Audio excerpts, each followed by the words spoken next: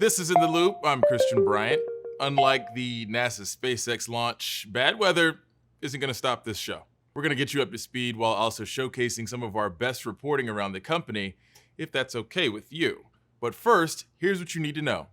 Despite businesses slowly reopening across the country, nearly 41 million Americans have filed for unemployment in the last 10 weeks. The Labor Department says 2.1 million of those people came just in the last week. Weekly totals have been declining, but experts say the overall unemployment rate could increase to 20% in May. The U.S. has crossed the 100,000 threshold for COVID-19 deaths. Demonstrators in Minneapolis protested for a second night in a row following the death of George Floyd, a black man who was killed by a police officer during a Memorial Day confrontation. Businesses were destroyed and, like the night before, law enforcement clashed with demonstrators, firing rubber bullets and tear gas.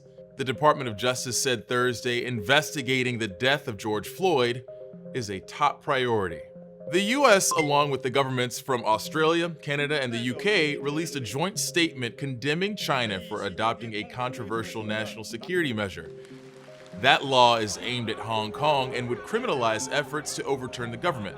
Anti-government demonstrators have been protesting in Hong Kong over the last year, saying that the law would deepen divisions between the semi-autonomous region and the rest of the country. President Trump is announcing an executive order against social media companies, tweeting that it's a big day for social media and fairness. He's all over social media, and it's his way to communicate with the world when he feels like he can't get another fair platform. The executive order is aimed at a section of the Communications Decency Act, which protects free speech in online forums. That came a day after Twitter started including a fact check along with the president's tweets that included false information. Over the last week, we've been hitting you with news about which sports leagues are coming back, and we have one more. The Premier League, the highest level of English football or soccer, depending on where you grew up or how big a fan you are, returns June 17th. If you don't get why that's a big deal, consider the fact that this league's viewership has grown by 74% in the US over the last decade, and soccer has been inching closer to baseball level popularity in the States. Sometimes we try to ease people into the heavier news we've got for you, and other times we pivot from Premier League soccer to something a bit darker. Sorry. As if there's not enough going on, there's an important and overlooked story playing out in Iraq and Syria. A resurgence for the terror group ISIS. Newsy's Sasha Ingber breaks it down. Once seen as a defeated foe, ISIS is steadily recovering and benefiting from the pandemic. The Iraqi security forces and Syrian Democratic forces have conducted more than 60 operations against ISIS in the past 2 weeks. Attacks by the terrorist group aren't just increasing. They're becoming more widespread and more complex since losing their so-called caliphate and longtime leader Abu Bakr al-Baghdadi. They still can't hold terrain, but we're watching them actually set the conditions for those kinds of more aggressive military operations. Worst case scenario is we go back to ISIS having physical control over major populations again. I don't think that's far from possible. In recent days, ISIS fighters have ambushed Iraqi and Syrian security forces, and a suicide bomber self-detonated outside an intelligence headquarters in the oil-rich Iraqi city of Kirkuk. Returning to their insurgent roots, they've also been able to simultaneously attack a single target for multiple locations. In an Iraq left reeling from mass protests, ISIS has found refuge in disputed territories, rural areas where neither the Iraqi security forces nor the North's Kurdish military forces, called the Peshmerga, have control. A joint security mechanism has stalled, and Iran's proxy militias run rampant. Maybe in Baghdad there is a concern that because these are disputed territories, they don't want the Peshmerga to have a place there.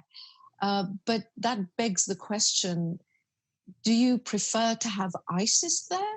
In Syria, ISIS has been mounting attacks on the eastern bank of the Euphrates River Valley, an area the Syrian Democratic Forces have struggled to protect after the U.S. pulled back troops last year and Turkish forces flowed over the border. Unfortunately, we still have a situation where the SDF cannot, for example, secure all of the prisons in which thousands and thousands of ISIS members are detained. And there's one prison in Hasaka City where there has been 3 riots within the past 90 days. ISIS has also benefited from the pandemic, with fighters already living apart from society and socially distanced in small, scattered groups. Another boon, the coalition's precautions to protect U.S. personnel. Now the training stopped. There is no training for the Peshmerga and Iraqi security forces in the training centers. There is no normal meetings and cooperation as used to be. And the coalition forces, they left some bases in Iraq. So ISIS exists in those areas. A different danger continues to go unaddressed, a potential fighting force among ISIS children who are getting older in Syrian refugee camp Al-Hol. This generation is not just a lost generation in terms of lack of education and so on, but they are already being radicalized. So by the time they're teenagers or full-grown adults, they will be, frankly, ticking time bombs. As ISIS gathers strength, some say the U.S.-led coalition needs to do more, from increasing airstrikes to exerting more pressure in Baghdad for cooperation. We are thankful for the coalition. They provided some support to the Peshmerga, but honestly, was not enough. We need a budget, we need payment, we need salaries, we need weapons and ammunition. ISIS remains a force requiring more than military action, especially as a financial crisis looms. The coalition continues to provide all the support we can. And although they cannot hold any physical territory, and although we have significantly disrupted, degraded, and destroyed their ability to promote themselves, recruit, send propaganda, their ideology exists. Sasha Ingber, Newsy, Washington. We've got to pay some bills, but when we're back, we'll break down what you need to know about the idea of herd immunity in a pandemic. We're working remotely, but our mission hasn't changed. Newsy's here for you. Newsy is here for you from our living rooms and our kitchens. 24/7. Focused on facts and not hype. Be informed, not influenced. Sure. Memes and cat videos are fun, but actual news might be a bit more useful. Follow Newsy on Facebook, Twitter, and Instagram to get straightforward, opinion-free news right on your social news feed.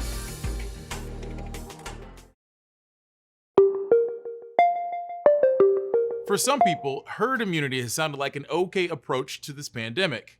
The idea there is that a huge number of people getting the virus would create a population with a built-up resistance to it.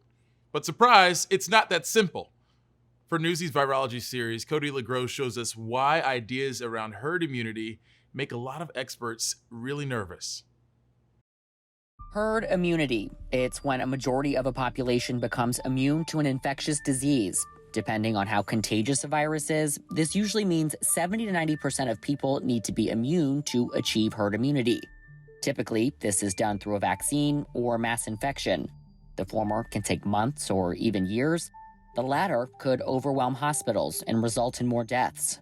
To get there, the most vulnerable populations are at a greater risk, which explains why achieving herd immunity is not that simple. Herd immunity is sometimes touted as an easy fix to the coronavirus pandemic. Herd immunity, which is, I believe, is to be the best form of fighting off a virus like this, even better than the vaccine. That actually it's okay if you all get it.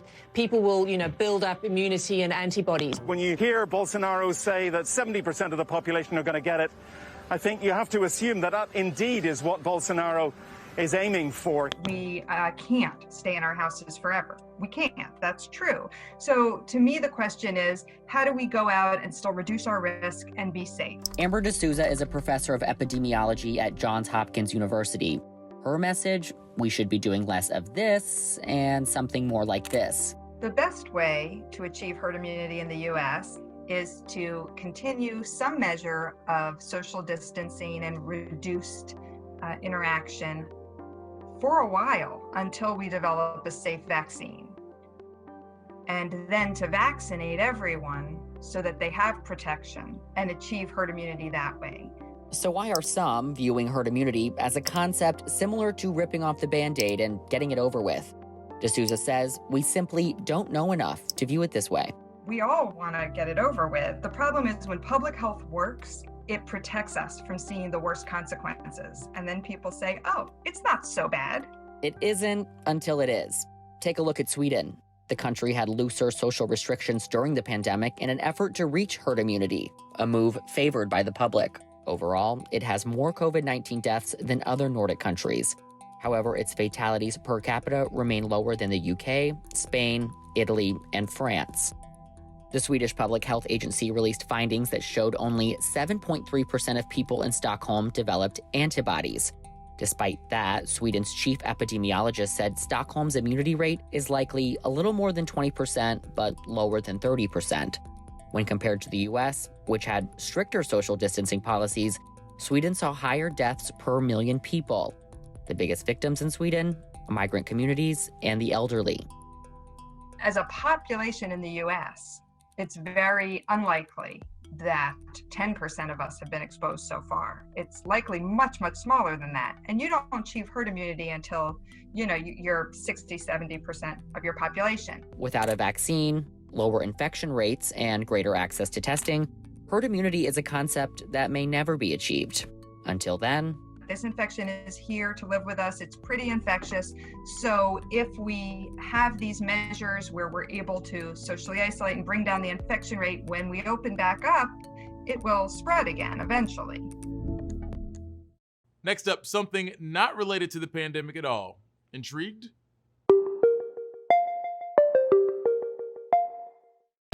Like what you're seeing here on Newsy? Just remember, you can come back every evening for a full update on the day's top stories to get caught up on the news that matters most to you. All facts, no opinion. On your schedule, anytime you need us, every day. We're Newsy. Be informed, not influenced.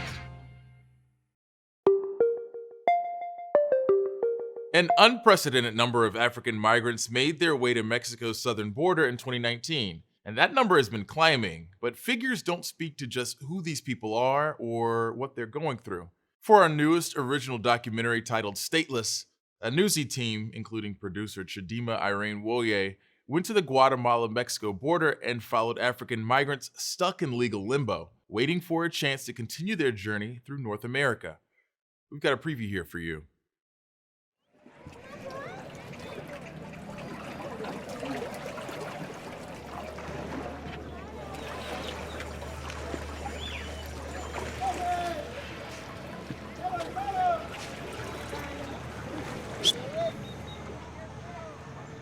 Moi, je savais qu'arriver ici au Mexique, ça devait être le soulagement complet. Mais je ne savais pas que c'était l'enfer, quoi.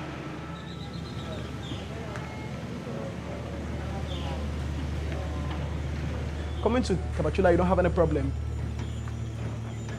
But going out of Tapachula, that is where the problem lies. Mexico's southern border has become a new kind of wall for migrants. For many, the migrant trail that ends here begins in Africa, in countries like Cameroon, where violence has pushed thousands to seek safe asylum elsewhere. Since 2013, these migrants have more consistently followed the trail to South America, then through Central America to Mexico. In Mexico, they've received exit permits that allow them to travel on to the US southern border or Canada to seek asylum. That changed in June 2019. Under pressure from the US, Mexico stopped giving those exit permits to asylum seekers, which made it impossible for those asylum seekers to continue on to the US or Canada. That left thousands of African migrants stranded at Mexico's southern border. Immigration officials tag African migrants entering Mexico as apatrida, or stateless. All right, so we just watched Stateless, and we had a few more questions for Chidima Irene Woye. So we decided to give her a call. Chidima, how are you? I'm doing well. How are you, Chris? I'm doing very well, thank you. What made you want to cover a story like this? Around June last year, I started getting news reports and alerts about African migrants being stranded in Tapachula in southern Mexico. And as an African migrant myself, someone from Nigeria who has always covered the African diaspora, naturally I decided to look into it. And it sort of exposed me to this route that was being traveled by migrants through Latin America all the way to the US. We saw the graph that was put up, and it showed in 2019, there was a much larger amount of African migrants that were apprehended at that southern border. Why has that number increased so much over the last few years? In 2013, Mexican officials apprehended about a little over 500 African migrants. That just shows that there were fewer migrants traveling or using that route around that time, compared to now where we see over 7,000 migrants as of last year, which shows that there are more migrants who are traveling through this route. One of the factors is the European Union has been cracking down on migration across the Mediterranean. So that has diverted from some of the traffic from there to this route. How has the coronavirus further complicated things at the Mexico southern border for African migrants? It's further delaying the application process and lengthening their period in limbo. You still see those long lines, and people are waiting outside there without protection, without social distancing, without all the measures they're supposed to be taking. If you could put it into words, what are some of the things you want people to take away from this piece? I want people to better understand how complex the situation at the border is, the importance of context. Migration doesn't happen in a vacuum. There are underlying issues, pre-existing problems, some of them dating back to colonial times and other historical issues. It's not just abstract numbers or abstract figures. It's actual people who are pursuing a better life, who are seeking better opportunities. Chidima, Irene, Woye, thank you so much for your time. Hopefully we get a chance to do this again. Yeah, thank you. You can watch our Stateless documentary on demand wherever you stream Newsy. By now, you should all be masters in at-home entertainment. But if not, we have a few suggestions for you.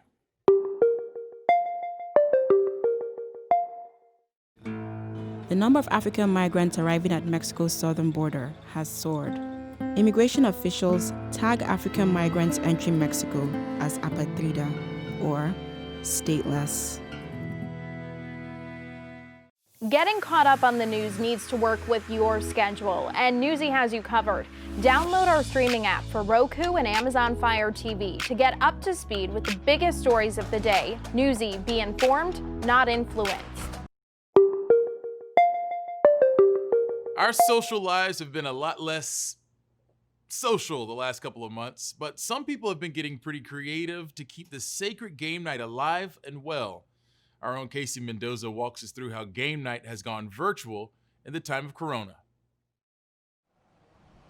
As bars and restaurants remain closed in many places, some companies are making it easier for friends to have virtual game nights at home. We've had a lot of people reach out to us and thank us and give us feedback and talk about how our games are bringing much needed social interaction and some laughter and fun to a pretty anxious time. Jackbox Games is known for its digital party packs, which run the gamut of trivia, charades, and hidden identity games that use smartphones as controllers. Since the start of the pandemic, the company has seen an increase in new customers who are now playing with friends over Zoom or Google Hangouts. We have Thanksgiving, Christmas, New Year's. Those are typically times of the year where we see big traffic increases. And under this quarantine time, we've seen traffic like those holidays almost every day. Beyond Jackbox Games, which has been making digital party games since 2014, traditional trivia and pub quiz companies from around the world are making the move to virtual platforms for the first time. Searches for virtual trivia hit an all-time high in April, and Eventbrite has over 200 trivia events listed on its platform. I'm told personally, I had so much fun last night in your game. We had such a blast as a team playing. With everything going on right now, we needed that. Scott Livingston owns Brain Sports Trivia, a company that pre-pandemic hosted trivia games at bars all over Chicago. When shelter-in-place orders shuttered their venues, Brain Sports quickly moved their games online through Zoom. My goal when we started doing the virtual trivia was to create an outlet for people to have fun.